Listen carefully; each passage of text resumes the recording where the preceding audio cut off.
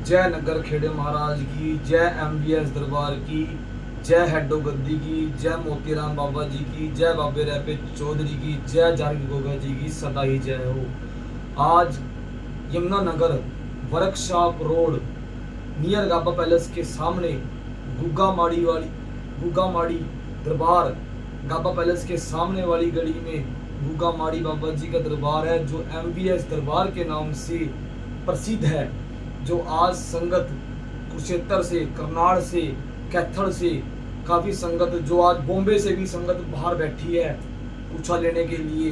तो आज बच्चों, आपके मन में सवाल था, जैसे मेरा गुरमीत चेला जीरकपुर से, संजय चेला मॉडल टाउन से, तो इनके बच्चों के मन में सवाल था, बेटा गुरमीत क्या पूछना चाहते हो आप? गुरुजी, बागड़ जाने से कैसे मनोकामनाएं पूरी होती है और कैसे दुखों का निवारण होता है? बागड़ जाने से, जैसे अब जारवीर गोगा जी का 17 तारीख को बसेरा है, 17 तारीख को बाबा जी की चौंकी भी है और बसेरा भी है।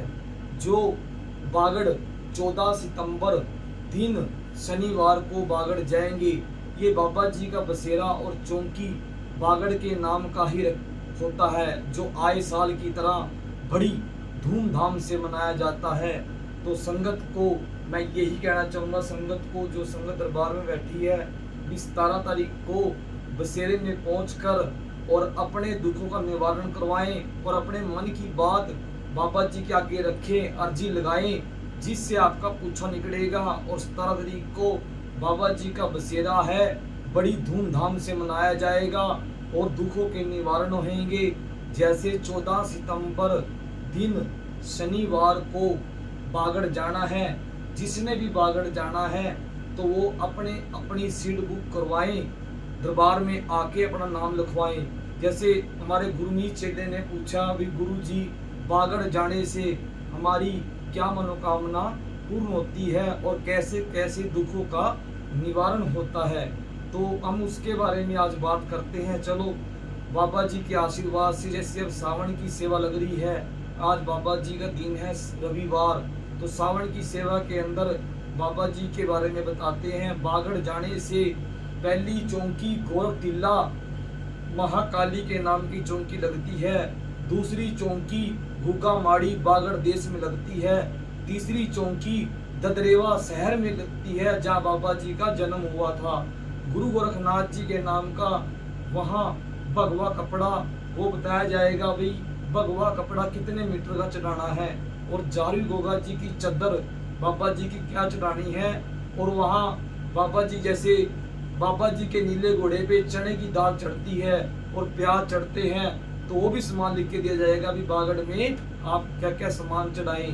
तो ख्वाजा जी का बेड़ा, ख्वाजा जी का बेड़ा बेटे एक ऐसी चीज होती है जो 2200 ख्वाजा होते हैं। बाबा जी के सभी भगत सावन के महीने में इतनी खुशी होती है, भी सावन के महीने में व्रत रखेंगे, नीचे आसन लगा के पूजा पाठ करेंगे और बाबा जी को मनाएंगे, और जिससे हर भगत की इच्छा ये होती है भी संगत के दुखों का निवारण करवाएं और उनकी मनोकामना पूर्ण करें।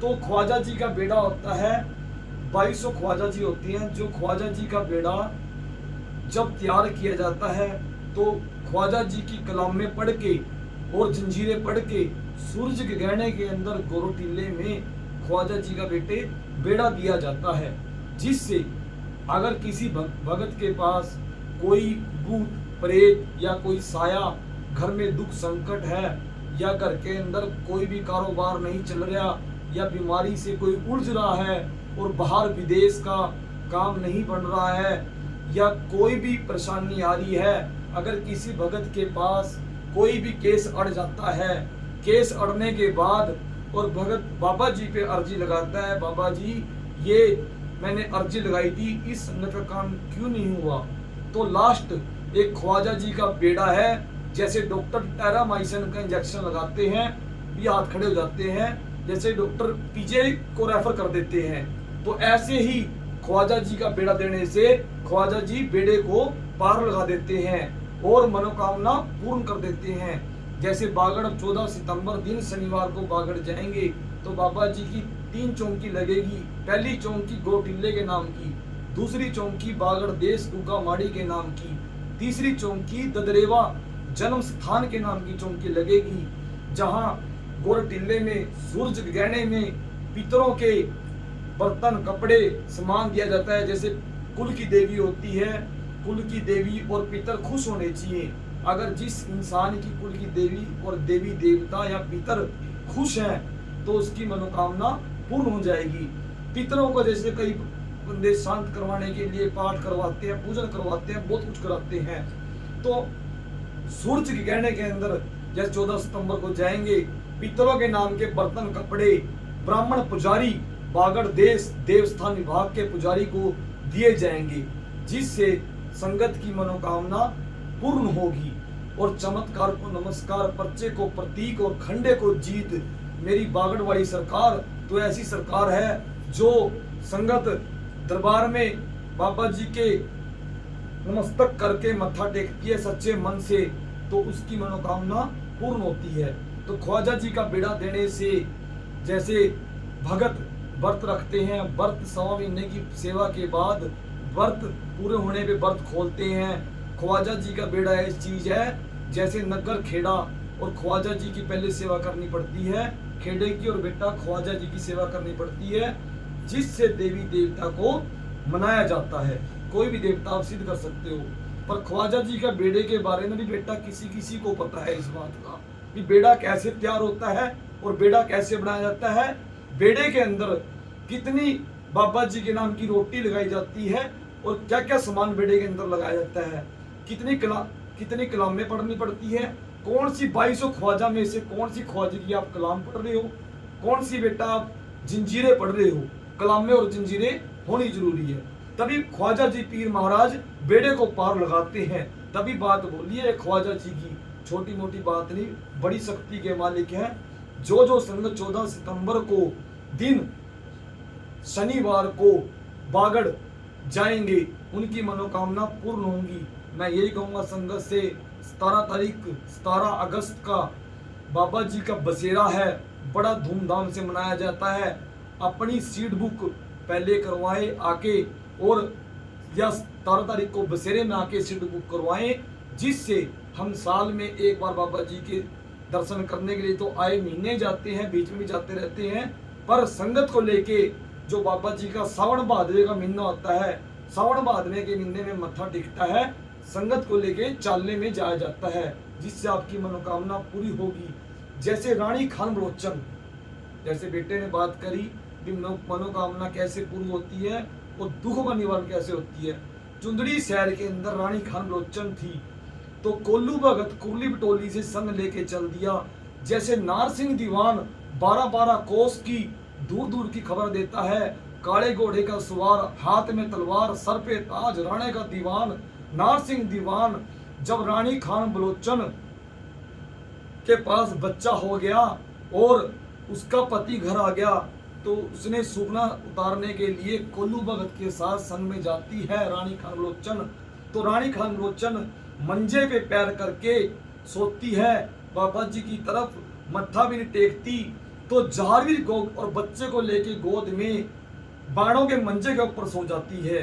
तो जहारवीर गोगा जी ने बेटे गुरमीत बेटे जहारवीर गोगा जी ने नारसिंह दीवान को बोला भी ये बच्चा गोद से उठा ले और ख्वाजा जी के पास रख दे जाके।